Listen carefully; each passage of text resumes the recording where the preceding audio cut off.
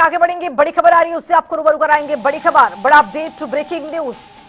Al Falah university पर 2 FIR दर्ज होता हुआ बड़ी खबर। यूजीसी एनएएसी की कार्यवाही के आधार पर एफआईआर हुआ है। दिल्ली पुलिस क्राइम ब्रांच ने एफआईआर दर्ज कर ली है। इस वक्त की बड़ी खबर, फर्जी दस्तावेज से जुड़े मामले में एफआईआर किया गया है। अल-फलाह यूनिवर्सिटी पर 2 एफआईआर होता हुआ यहां पर दिखाई दे रहा है। यूजीसी एनएएसी की कार्यवाही के आधार पर यह एफआईआर हुआ है और दिल्ली पुलिस के क्राइम ब्रांच ने एफआईआर दर्ज की है। यही वो यूनिवर्सिटी है, यही वो अल-फलाह यूनिवर्सिटी है जहां से पुख्ता सबूत मिलते जा रहे हैं और अब जो जांच है वो तेज होती हुई यहां पर दिखाई दे रही है। और खबर ये भी आ रही है कि दिल्ली पुलिस क्राइम ब्रांच ने एफआईआर भी अब दर्ज कर ली है। फर्जी दस्तावेज से जुड़े मामले में एफआईआर दर्ज कर लिया गया है। यानी कुल मिलाकर ये देखा जा रहा है कि जो हॉट स्पॉट बना हुआ है फरीदाबाद, वहीं के आसपास 2 किलोमीटर के अंदर ये यूनिवर्सिटी है। इसी खबर पर अब ज्यादा जानकारी के साथ हमारे सहयोगी स्पर्श शर्मा जुड़ रहे हैं। स्पर्श, जिस तरह से एफआईआर दर्ज होने को लेकर भी खबर आ गई है कि अल-फलाह यूनिवर्सिटी पर 2 एफआईआर दर्ज होता हुआ दिखाई दे रहा है, क्या अपडेट आता हुआ स्पर्श? देखिए, अल-फलाह यूनिवर्सिटी पर सुबह से ही जो छापेमारी है क्राइम ब्रांच की वो जो है चल रही थी और अब जो जानकारी है उसके मुताबिक अल-फलाह यूनिवर्सिटी में 2 एफआईआर जो है दर्ज की गई हैं, जिसमें यूजीसी और नाथ की कार्रवाई के आधार पर जो है ये एफआईआर दर्ज की गई हैं। इन एफआईआर की अगर हम बात करें तो चीटिंग और फॉर्जरी की जो धाराएं हैं वो इन 2 अलग अलग एफआईआर में जो है लगाई गई हैं। दिल्ली पुलिस को अल-फलाह यूनिवर्सिटी को लेकर 2 अलग अलग जो शिकायतें हैं वो जो है प्राप्त हुई थी और इन शिकायतों के आधार पर क्राइम ब्रांच की जो इंटर स्टेट सेल है उसने फिलहाल जो 2 एफआईआर है वो दर्ज किया है।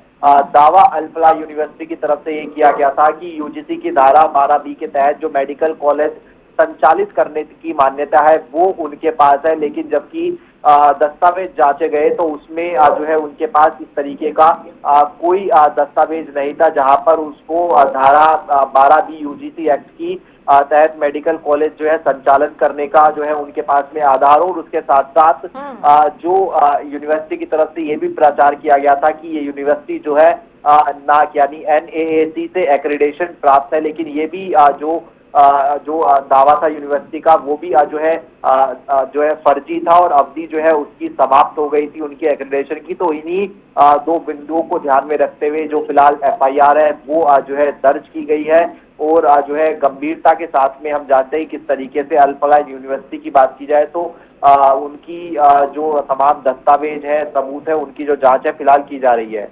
बिल्कुल स्पष्ट देखा जा रहा है कि जिस तरह से अल-फलाह यूनिवर्सिटी है, जिस तरह से अब इस पर कुल मिलाकर जांच का जो केंद्र है वो यहाँ पर एकदम मेन बन चुका है। क्योंकि जिस तरह से यहाँ पर एक देखा गया कि जो छात्र है एमबीबीएस का वो भी संपर्क में था और जो डॉक्टर यहाँ से निकल रहे हैं, यानी कुल मिलाकर एजेंसियां जो है वो तह तक जानी चाह रही हैं और यही वजह है कि एक के बाद एक बड़े खुलासे होते हुए यहाँ पर दिखाई भी दे रहा है। स्पर्श, बिल्कुल, अल-फलाह यूनिवर्सिटी एक हॉटस्पॉट जो है बना हुआ है जब से दिल्ली में ब्लास्ट हुआ है और जो भी इस ब्लास्ट के पीछे जो लोग निकलकर सामने आ रहे हैं उनका कनेक्शन अल-फलाह यूनिवर्सिटी से सीधे तौर पर जो है निकल रहा है। और पुलिस या फिर कहीं की जो जांच की टीम है, सुरक्षा एजेंसीज है, वो हर पहलू पर जांच कर रही है। ना केवल आदिल की बात की जाए, मुजम्मिल की बात की जाए या फिर शाहीना या फिर जो उमर है उनकी बात की जाए, इनके कनेक्शन किस लोगों के साथ में थे, इन लोगों ने क्या और लोगों को भी रेडिकलाइज जो है किया था, ऐसे तमाम चीजों को लेकर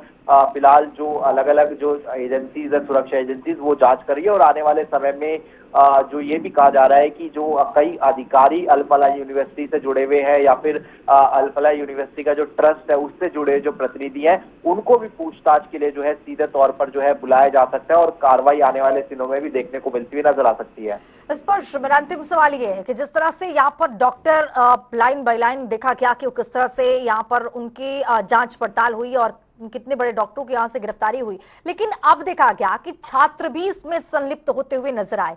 आज अगर छात्र इसमें संलिप्त हैं तो जाहिर तौर पर एक आतंकियों का ये अड्डा बन रहा था। यहाँ पर जो भरण पोषण किया जा रहा था, पलित किया जा रहा था छात्रों को, वो एमबीबीएस के नाम पर यहाँ पर आतंकी अड्डा बनाने की कोशिश, आपको क्या लगता है स्पर्श? देखिए बिल्कुल, जिस तरीके से कई प्रोफेसर्स का नाम निकलकर सामने आ रहा है। पहले आदिल आदिल की अगर आप बात करें निशानदेही पर, मुजम्मिल, शाहीन, उमर, इन लोगों ने क्या जो नए छात्र पढ़ने आते थे उनको भी किसी प्रकार से रेडिकलाइज करने का काम तो नहीं किया, या फिर जो अन्य प्रोफेसर थे उनको भी रेडिकलाइज करने का तो काम नहीं किया। अल फलाह यूनिवर्सिटी की जो फंडिंग है वो किस तरीके से हो रही थी, या फिर अगर कहें कि ये जो 4 लोग पकड़े भी गए हैं, एक जो चूंकि ब्लास्ट में मारा गया है, तो उनको कहाँ से जो है फंडिंग आ रही थी, क्या यूनिवर्सिटी के नाम पर ही जो है फंडिंग तो नहीं आ रही थी। ऐसे तमाम जो सवाल है वो कहीं ना कहीं जो है बने हुए हैं, और इसलिए जो है हर संदिग्ध जो भी अल फलाह यूनिवर्सिटी से जुड़ा हुआ है, चाहे उसमें अल फलाह यूनिवर्सिटी के अन्य अधिकारियों की बात की जाए या फिर ट्रस्ट की बात की जाए, ऐसे तमाम चीजों को लेकर जो जांच है वो Delhi police special cell, crime branch, तमाम टीमें जो है कर रही हैं। और आने वाले समय में हो सकता है कि अल फलाह यूनिवर्सिटी पर और ज्यादा शिकंजा जो है वो कसता हुआ नजर आ सकता है। बहुत शुक्रिया स्पर्श, तमाम जानकारी के साथ जुड़ने के लिए। इस खबर पर रहेगी हमारी नजर कि आगे क्या कुछ अपडेट आता है, और जैसे जैसे अपडेट आता रहेगा वैसे सबसे पहले जनता टीवी आपको दिखाता रहेगा। चूंकि इस खबर पर पूरी तरह से निगाहें हैं। अल फलाह यूनिवर्सिटी पर FIR दर्ज हो चुका है, फर्जी दस्तावेज से जुड़े मामले इस पर दर्ज किए गए हैं।